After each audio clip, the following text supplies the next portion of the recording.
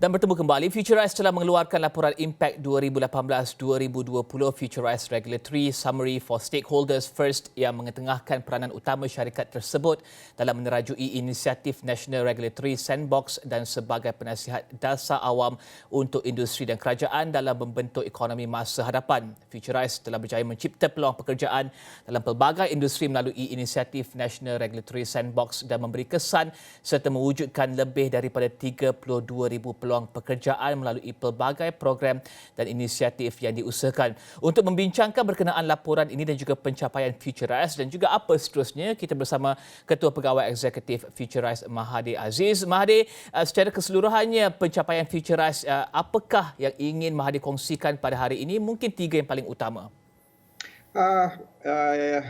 Yang paling penting sebenarnya kita nak mengkongsikan pencapaian kita semenjak pembentukan Futurice, di mana yang pertama sekali kita nak tunjuk adaptasi ataupun olahan peraturan dan juga garis-garis panduan yang telah kami capai bersama dengan kementerian dan juga agensi-agensi kerajaan sejak permulaan lagi inisiatif National Regulatory Sandbox.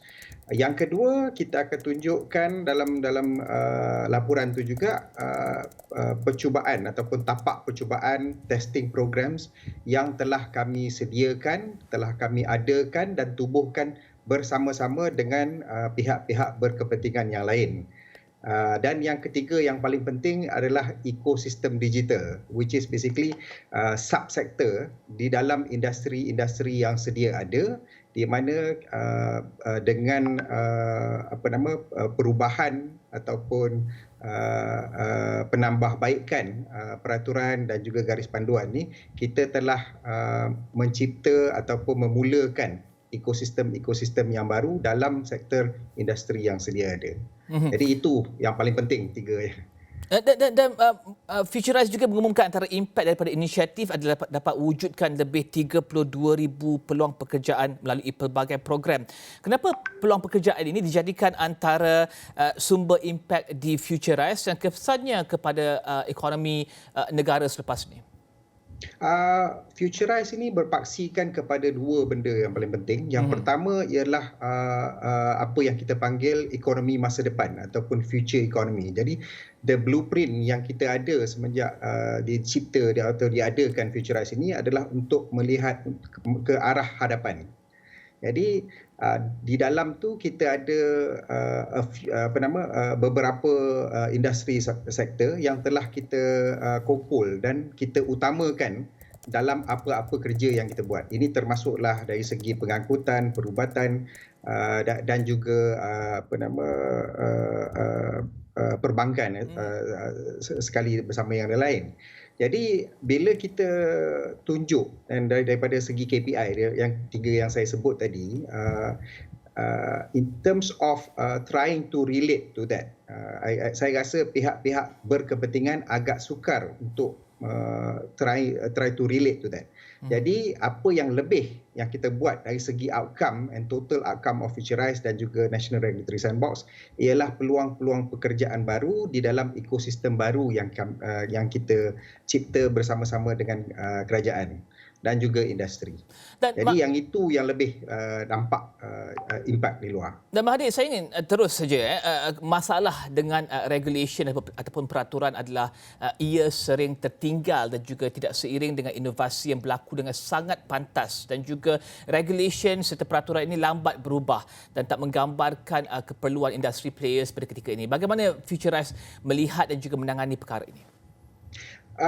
Sebagai sebuah company yang dipunyai oleh Kementerian Kewangan, kami berada di tempat yang advantage, di mana kami boleh tengok dua-dua side, dari segi industri dan juga dari segi kerajaan. Jadi kalau kita berpihak kepada industri yang kita dengar keluhan pemain-pemain industri, ianya buat kerajaan lambat, kerajaan tidak berubah, kerajaan tidak up to date dan sebagainya. Tetapi I think kita kena perhatikan juga dari segi kerajaan, perkara-perkara mengenai polisi, pemantauan, penguatkuasaan adalah amat penting.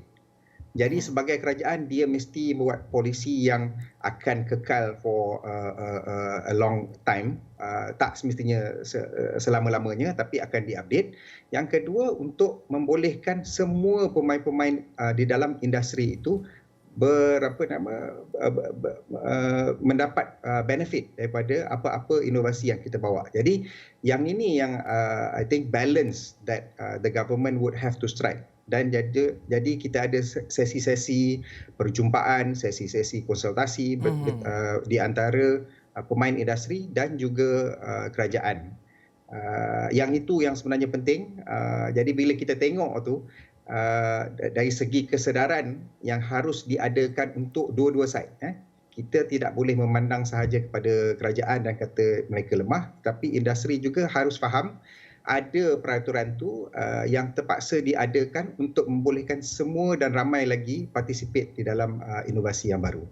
Saya ada 3 perkara yang saya ingin bangkitkan di sini. Pertama sekali adalah MyAV testing route, autonomous vehicle, seterusnya garis panduan untuk zon drone dan juga spot stack.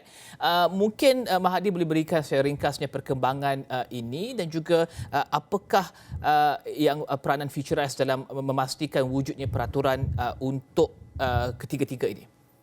Okey, saya akan bagi sedikit perkembangan dengan drone tu mula-mula. Drone semenjak kita, I think Kementerian Pengangkutan dan juga CAAM, Civil Aviation of Malaysia, telah dia buat announcement lah, basically on the Malaysian Civil Aviation Regulation, MCA pendeknya.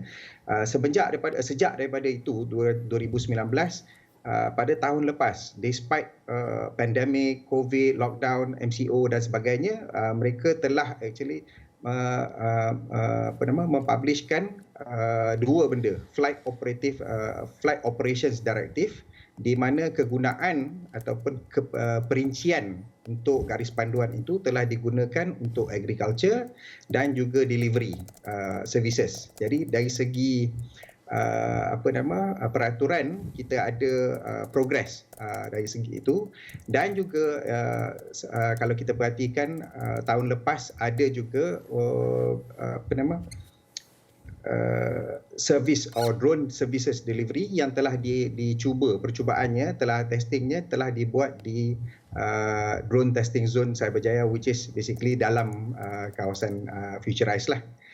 Jadi dari segi testing zone ataupun tapak percubaan itu kita ada syarikat-syarikat yang telah mencuba dan juga perkembangan dari segi garis panduan. Dari segi MyAV pula, kita juga telah melancarkan tapak percubaan MyAV di Cyberjaya, dan sekarang ni kita telah lebih sehingga about 500 km testing mileage lah bagi kereta yang berpandu sendirilah, bukannya dengan driver.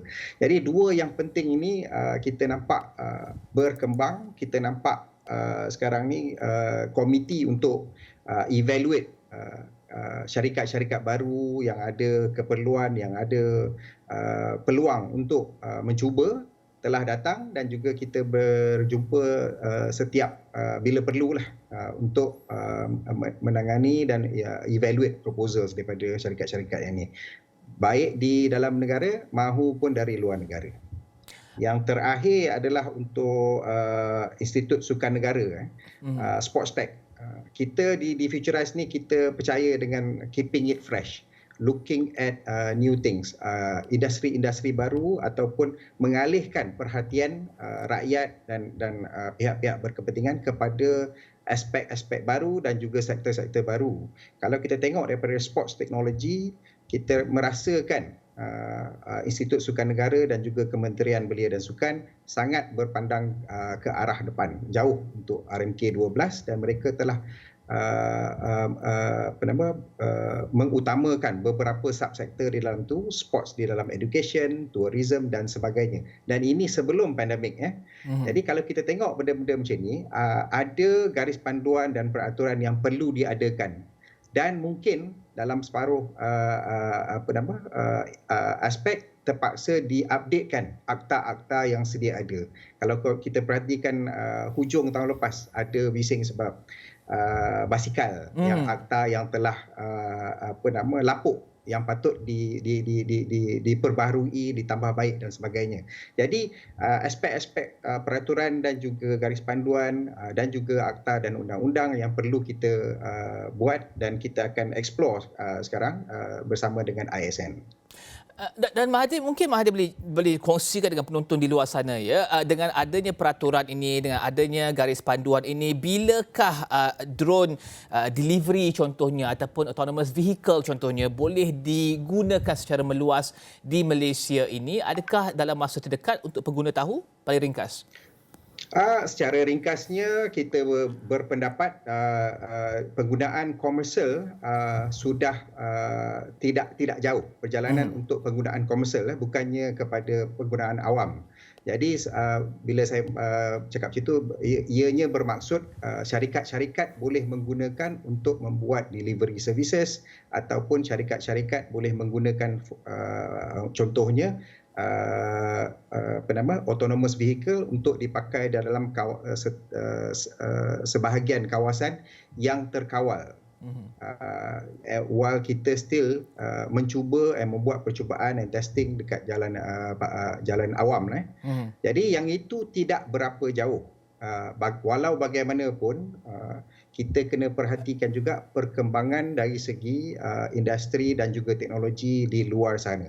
So kebanyakan progres yang kita boleh buat adalah juga berpandukan dengan negara-negara lain. Sebagaimana kita buat peraturan dan juga undang-undang. Jadi walaupun kita bersemangat, kita teruja dengan benda-benda yang macam ni, tapi kita kena perhatikan juga macam mana ianya dibuat dan ditangani di negara-negara lain.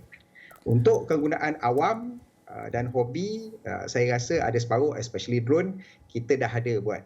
Walau bagaimanapun, perincian untuk peraturan dan permit adalah sesuatu yang CAM, JUPAM dan pihak-pihak berkepentingan lain yang masih bekerja untuk membolehkan penggunaan sebagai hobi dan juga kerja-kerja awam dibenarkan juga. Dan Mahathir, mengakhiri temu bual ini, apa seterusnya untuk Futurize tahun 2021? Kita dapat tahu impak signifikan matlamat dan juga pencapaian dalam tempoh 3 tahun 2018 ke 2020. 2021 dan seterusnya apa pula?